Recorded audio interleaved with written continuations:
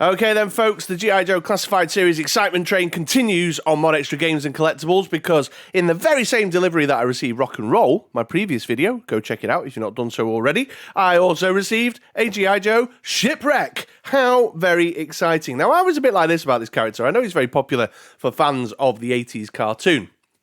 But my world of G.I. Joe, or Action Force as it was for me, wasn't through the cartoon, it's through the comic books, and Shipwreck didn't feature quite as significantly as he did in the cartoon storylines, in the cartoon narratives. However, years later I got caught up with the cartoons, and I'm aware of how frequently he was a central figure in the stories. But here he is. Here is Shipwreck in hand, and we've got the new windowless box design aesthetic with the black borders, the digital render photo. Well, I'm not sure if that is a digital render. That might be a diorama photo. It's hard to tell. The Rock and Roll... No, that's not. That's obviously digital render, isn't it? With some pictures in the back. Anyway, someone at Hasbro's half decent with Photoshop. So we've got the character, the figure itself as the main feature there on the front. Bit of artwork. Shipwreck's having a shout there. Like, you know, man the rigging or something. Because that's what sailors say, isn't it? I don't know. And then we've got a picture of the included accessories there. On the back, it's number 70 in the line. We've got the figure with the measurements there, 6.3 inches. More photos of the accessories included, and then a couple of focal points like the head swap with the hair and the parrot, Polly, which looks all right, I suppose. I don't know. Hong Kong importer sticker. Then the data cards now are these much smaller focal points here. We've got this little kind of trident symbol in a shield kind of thing, which I can only assume means that Shipwreck is a big movie fan, likes DC Comics movies in particular, and is of the belief that Aquaman is the best of the films, even though it's arguably a toss-up between Wonder Woman and James Gunn's Suicide Squad. But that's okay. I can understand why Shipwreck would take more of an interest in Aquaman, you know. We've got some bullets. It's got 4 bullets there, which is basically highlighting how many shots he can get off with this flintlocky reloadable pistol thing before an alley viper does him in. Fist bump, he's a bro. And then that thing there, I don't know what that is. It's like a blobby thing, which looks a little bit like a Pokemon Ditto. So I think Shipwreck must be a Pokemon Go player who's very proud of his Ditto collecting abilities. He must have come across a lot in coastal port towns.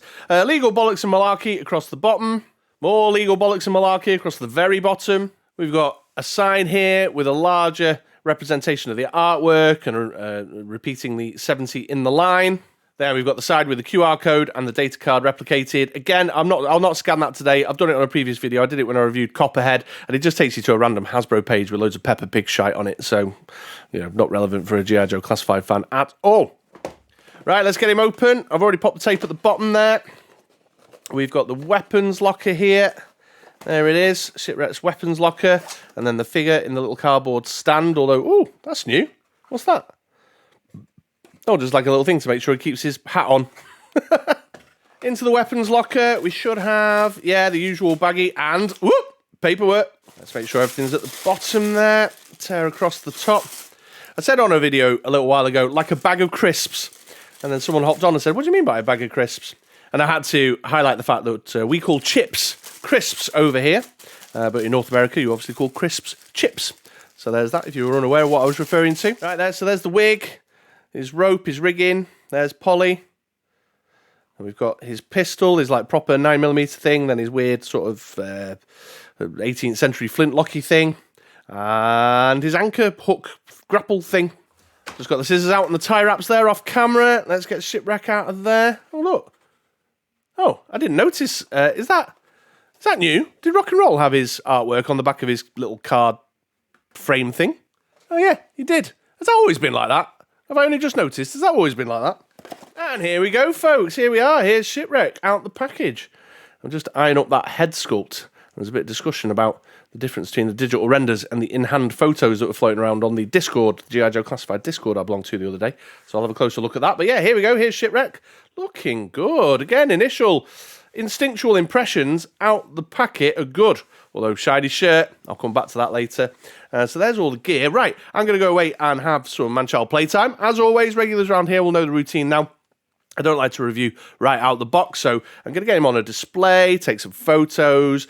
I've got Rock and Roll in hand and Scrap Iron coming soon, Scrap Iron review, so I'll have a little play with them and take some photos and stuff. Keep an eye out on the Instagram, folks. In fact, let's put the Instagram on screen here or something so you know where to go, or up there. I don't know. I'll put it up on screen for the photos over the next couple of days. But stick around, because that's the unboxing done. I'm going to move into the review section now. So Future Chris is going to be with you in 3, 2, 1. Okay then, folks, here we go. Here is the G.I. Joe Classified Series Shipwreck figure in the plastic, in hand. You've just watched the unboxing section of the video. Now it's time to get into the review section of the video. And if you're new around these parts, just to give you a quick rundown, a review here at MoDXtra Games and Collectibles is made up of 3 sections that I call the 3 A's. The first section is aesthetic. We're going to talk about how Shipwreck looks, get into paint applications, textures, sculpting, all that good stuff. How is the visual impact of the figure? How does he sit on the eye?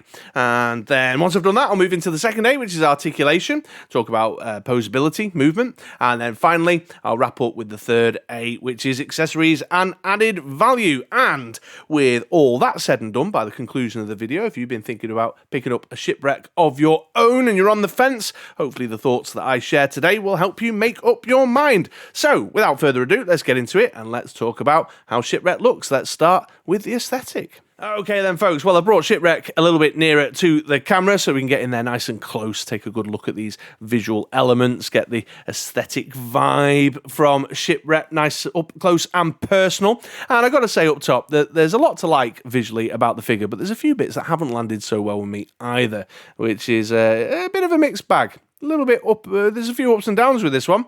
I'm sorry to report, but I'll get into it. Please carry on watching the video. Despite the fact that I've kind of given you the final conclusion up front there. But yeah, there's a lot to like. Let's start with the face sculpt. So in the G.I. Joe Classified Series Discord group that I belong to, there was a bit of discussion about the face sculpt when it came to comparing the digital renders, then the in-hand stream reveal to some of the photos that were knocking around from the Far East when he first started churning out over there. And I have to say, I agree with some of the comments that have been floating around. That face sculpt, for whatever reason, doesn't quite look the same or feel the same as it did from the digital renders and the in-hand reveal. I'm not too sure. It's got a kind of a bit of an angular thing going on that doesn't fully sit right with me. And it just sort of, I don't know, I can't explain it.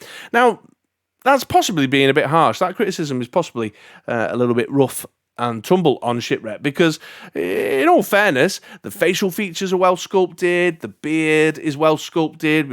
I'm using the out of box headpiece that's got the hat and the hair down the back there, and it's all nicely put together. Everything's all lovely. There's a bit of detail on the hat there. Don't know if you can see that well enough in the lighting, but yeah, it's got some nice texture, some nice detail in the hat. Got the sculpt detail in the hair too. That's lovely. The paint applications on the eyes are good. It's all kind of there. There's just something that I can't quite put my finger on that doesn't sit right. That is, and maybe it is just that sort of kind of more angular kind of features. But after Falcon, you'll take anything, won't you? You know what I mean? So that's fair enough. Also, while I'm in the head area, there's a few QC paint application errors there that once I noticed them, I couldn't stop seeing them and have been annoying me a little bit. Little blob of brown paint on the front of the hat here. I don't know if you can see that on camera, but there's a little bit of a smudge of paint where they've made a bit of a boo-boo when they've been doing the eyebrow, and then very sloppy around the back here along the hat line. You can see that there, which has bothered me a little bit, especially because with the G.I. Joe characters of the G.I. Joe Classified Series line, the face sculpt in the head is a key feature. It's one of the key elements of the figures. So, yeah, I don't know. I can't put my finger on it. And let me know in the comments down below. Someone help me articulate it. What is it about the face that doesn't quite sit right with me? Because ostensibly, there's absolutely nothing wrong with that. And in fact, it's a pretty high standard comparable to others. But I can't, there's something not quite right. I think it's just because it seems a bit pointy and angular, maybe. And I sort of remember him as a bit of a softer edged character, possibly from that sort of nostalgic vision of his face that I see when I close my eyes and let my mind's eye sort of rest on the cartoon version of the character. So, yeah, I don't know. Moving down, visual, the chest area here. I'm not into the paint applications of the chest hair. They look like dodgy paint applications of the chest hair. I can't say anything more than that. I mean, I appreciate the effort. that they tried to put it in, but it doesn't look that great, I don't think. And then the usual problem with the main body of the torso that I have is the shiny shirt stuff that's going on there. He's got a really shiny shirt that stands out against the blue of the sleeves. There is some lovely paint application details though. I like the insignia on the sleeves of his shirt. The tattoo paint applications are nice, and they've got a real traditional sailor's tattoo vibe about them, which is lovely. That's the one on the right arm, and then you can see the insignia and the tattoo on the left arm. So a little random factoid for you folks. I was at the Liverpool Maritime Museum a short while ago, and they've got a big section in there about sailors' tattoos. And if memory serves me correctly, an anchor means that you served or sailed the Atlantic, or a merchant sailor, and the shark is a protection symbol against the dangers of the ocean. At least that's what I seem to remember from reading it in the Maritime Museum. But if there is any mariners out there who want to put me straight or add any further layers of detail to that, I've got a feeling that the anchor is less of a reference to the crossing of the Atlantic, because it's got some extra detail on there with a sea serpent going around it, which may indicate his unit or a particular ship that he served on at some point in time. But there you go, just random Chris tangent, little aside there. Shout out to the Liverpool Maritime Museum. Got a great display on the Titanic. If you're ever around those parts, folks, check it out. Got some lovely textures and details further down the body there. The paint application on the belt buckle looks great. Little kind of brass buckle on his belt, and then you can see like the belt loops are painted over the top of the leather belt underneath. It's just a shame, I've mentioned this before, that when they put these loose belts over the top for equipment and accessories, that they cover up nice touches like that. It just disappoints me, you know, that you can't see that sometimes it goes up there like that and you can't really see the full effect of that awesomeness under there. But fair play to the G.I. Joe Classified Series team for that attention to detail. And then the jeans, I love the jeans. The loads of texture and narrative, you know, some real storytelling going on in the jeans. You got that kind of denim jean effect in them, but then see how it's all sort of faded on the thighs, on the knees. These are a workman's jeans, not fashion jeans. These have been places, seen stuff, been hard worn, put through their paces, and very appreciative of that little detail there, that little paint application detail to give it the kind of worn texture on the thighs there. Very into that. And then further down in the jeans, I like the design around the boot cut on the jeans, and the way it sort of bunches up at the bottom and stuff, and the fact that he's got some very practical seafaring boots too. So that's a lovely aspect to the figure. In terms of the colour scheme and the general look of his uniform, of his outfit, extremely reminiscent, massive nod to the original look and feel, of the cartoon Shipwreck there. They've obviously added the detail in that you didn't always get in the cartoon, like the battered jeans, the folds, the crumples, the musculature, the consistent tattoos that didn't change or disappear mid-episode, the buttons on the shirt, the pockets on the shirt, all that kind of stuff is in there. But really, overall, aesthetically, the colour scheme and the outfit choice, very much all about tipping the hat to the original look and feel of Shipwreck. Oh, one other quick thing about the head sculpt, actually. I forgot to mention it earlier about the eyes. My Shipwreck is a little bit side-eye-y. He's got a little bit of ever so slight touch of side-eye about him. You possibly can't tell on camera, but I've angled him a touch so that he's sort of looking forward. But he's kind of ever so slightly looking off to the right. Just a little touch of looking off to the right. And there's a slight looking upwards as well. So his eyes, when you've got them sort of level, can you see that? Slight side-eye? Yeah, which is really interesting. Curious element there. And an odd choice, not something you see with G.I. Joe Classified very often. I'm not the biggest fan of side-eye. I've suffered through side-eye with my collecting of DC Multiverse figures from McFarlane, but it kind of works. It's sort of all right with Shipwreck. What it has influenced is the way I posed him a few times, the angles at which I position him. And it makes it look a bit odd when you're trying to get him to look down his pistol, shoot it at a cobra. So just a general observation there about this ever so slight touch of side-eye. So, as I said at the top there's a lot to like. Aesthetically, a lot to like about the figure. I just think there's these little touches that have sort of crept in and affected my view of the figure's aesthetic.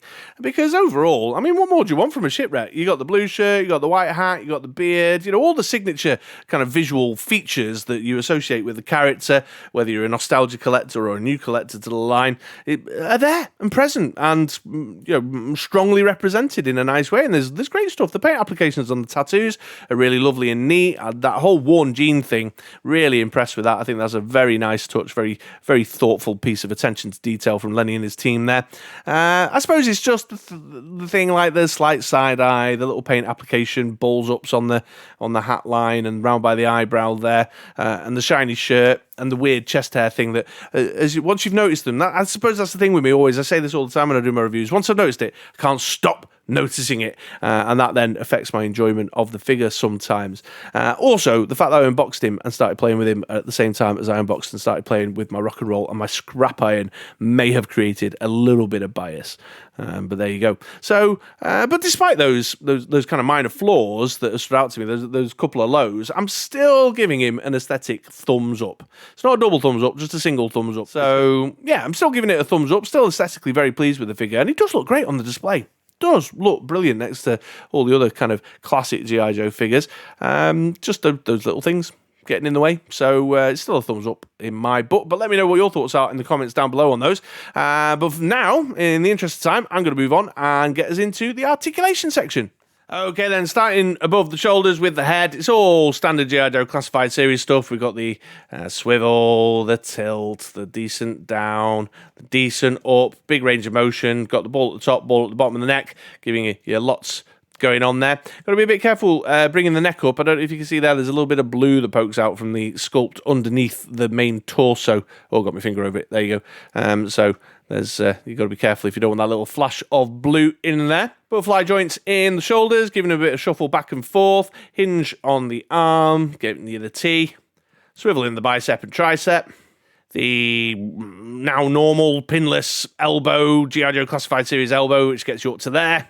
Standard pegged in hands, giving you the swivel, and then both hands, the right and left, have got an up and down hinge on them, like so. Ab crunch in the torso, good forward, good back, no worries there, and then swivel in the waist. Standard drop down joint in the groin there, giving you the ballerina. Woo! Good forward, swivel at the top of the thigh. Nice double knee in there, pinless again. So your Shipwreck, you can definitely get him into some nice sea shanty dancing poses, like that. Do sailors dance like that? In my imagination, sailors dance like that. And then, interesting, the feet. Standard hinge and ball, but a little bit obstructed by the bootcut design of the trousers. So you've not got a lot of the kind of on the ball pivot available, and the hinges are a bit obstructed too. So not a great deal of motion options in the ankle area, which has affected his independent standing ability for me sometimes. But all told, it's standard G.I. Joe Classified Series articulation. No issues or concerns there. I'm always very happy with the range of articulation that G.I. Joe Classified Series figures offer. So I've had loads of scope for posing them up, and with some of the pictures I was taking yesterday, very happy with what I was able to achieve there. So that's all good. The only other thing in terms of articulation that is notable is that this belt is glued on at the side here. So sometimes this big holster down there and the inability to sort of flexibly move this hook piece here can get in the way of some of the stuff you might be trying to do. Admittedly, I was trying to do some really daft stuff, but it might get in the way, because you see how, like, when you put the leg out ever so slightly, well, not ever so slightly, but if you're doing stuff where the leg's out like that, this sort of rides up, but because that's glued in there, it then creates this sort of strange line here. You can't, like, pull it up a touch, you know what I mean? So that's something of note. But overall, yeah, thumbs up. It's G.I. Joe Classified Series articulation. Always happy with it. Had lots of fun with some of the poses I was putting him in. Tons to do there. So that's all good. And so, yeah, that's it. That's articulation done. Let's now move into accessories and added value. All right, then, I'm going to get started with the hairpiece. So we've got a swappable hairpiece here where you can have Shipwreck without the hat on. This is a well-sculpted piece. It's got a lot of character, a lot of personality in it, and it's, it's a good-looking hairpiece, I suppose, depending on how you feel about men's hairstyles. But let's get it swapped out and have a quick look at that. Got a little groove here in the back. It's mirrored by a little piece inside the headpiece, so you can slide it down on top there like that. You've got to be careful to make sure you get it nicely over the ears. And there you go, there's Shipwreck without his hat on. So I'm probably going to, despite the paint application errors around the hat, I'm probably going to stick with the hat piece there rather than the hair piece. I feel like the hair makes his forehead too big, looks too wide, and that adds to some of the uncanniness of the face sculpt that seems to be sitting oddly on my eye, unexplained. But I'm hoping you guys can help me pin that down. So yeah, I mean, there's nothing ostensibly wrong with it. I like the way we've got this little kind of bit draping down there. It's got character, lots of personality. It's a good piece. I'm just not so keen with how big it makes its forehead. I prefer the look, the aesthetic with the hatted version, but that's a horses for courses piece, that definitely. Shipwreck's got a couple of small arms as well, a few pistols. He's got this piece here, which is quite interesting, like a sort of classic flintlock pistol, but double-barreled. I don't know if that was legitimately a thing back in the day. Got the nice sort of shiny gunmetal look there. Got the black handle, a little bit of rope on there, on the bottom there too. It's nice, got a lot of character, a lot of personality. I've not really seen a gun of that nature, I don't think, since sort of Cobra Commander, so it's nice that someone has got something so unique and tied to their character's narrative there. He's not just a sailor, but he's also a kind of nautical historian. And that's got the holster on his person that you can pop it in, just slightly off and around the back there, and it slips in with the handle facing forward, comme ça. His other weapon is this little, I described it as like a little 9mm pistol.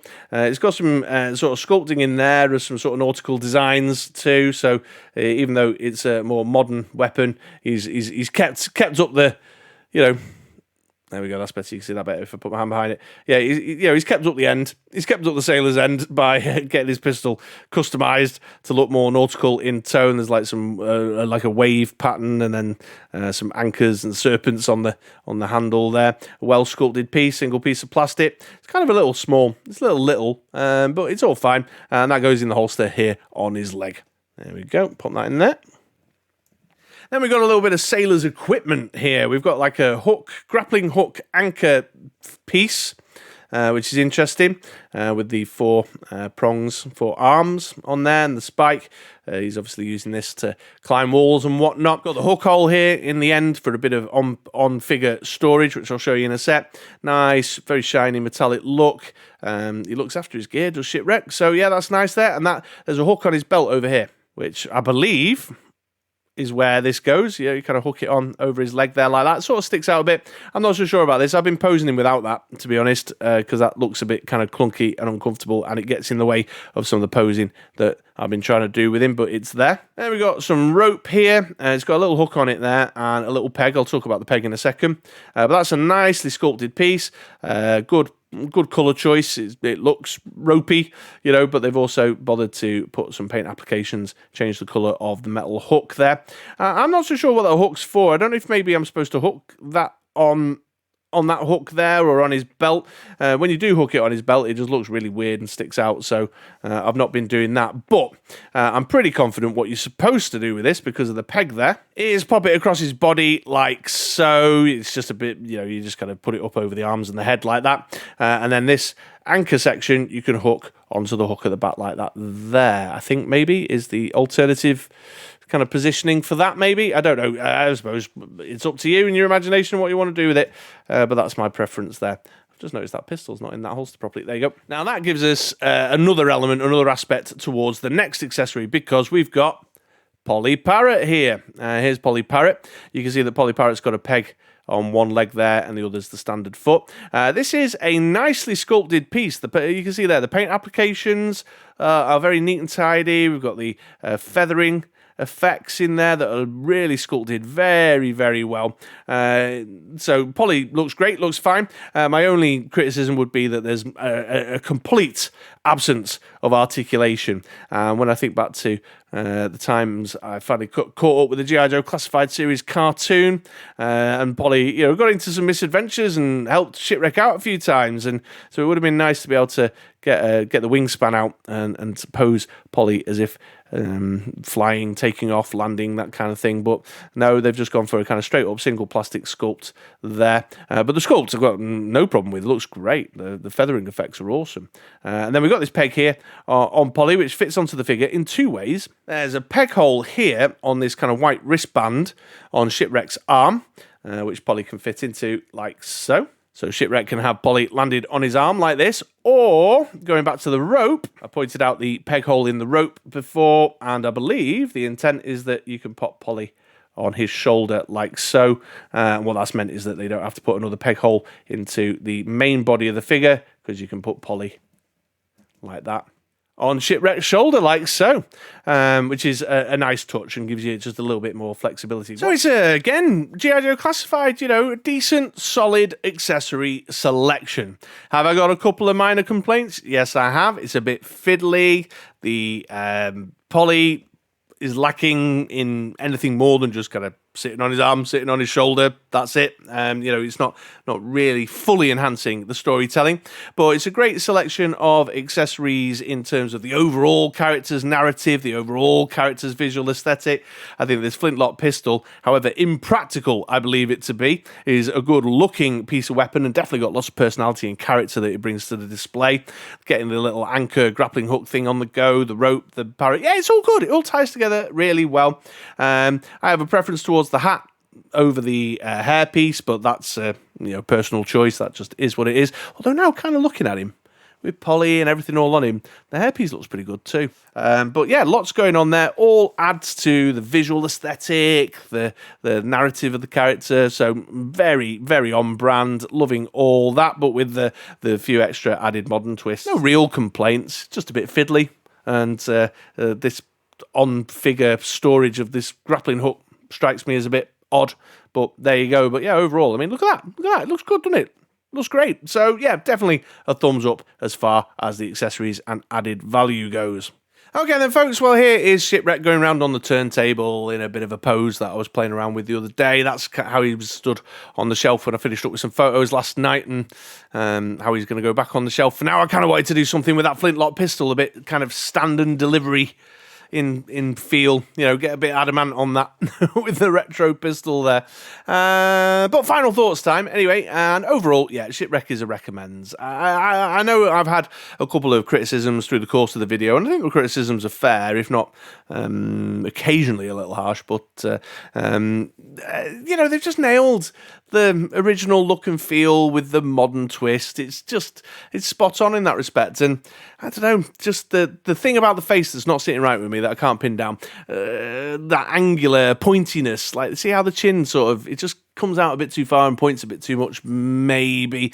I don't know. I'm open to contributions from the MoDXtra Games and Collectibles viewing community there, if you can help me try and pin down what it is about the face sculpt that's not sitting right, because really, actually, it's a pretty good face sculpt. You know, it's ostensibly solid in the G.I. Joe Classified sense. They do great face sculpts. So, yeah, shiny shirt, that's the thing I've just come to accept, all that kind of stuff. The only real disappointment is that there's not a great deal you can do with Polly.